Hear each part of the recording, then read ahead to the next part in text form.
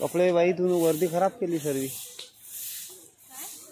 पूर्ण वर्दी जलम खराब केली पोलीस तू. स्टेशन परिसरातील हो ग्राम स्वच्छता अभियान पोलीस कर्मचारी आणि होमगार्ड यांनी राबवले. ग्राम स्वच्छता अभियान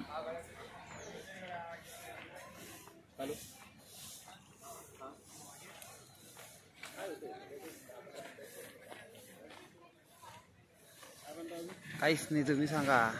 बरं आहे ना आम्ही लावून देऊ ना बा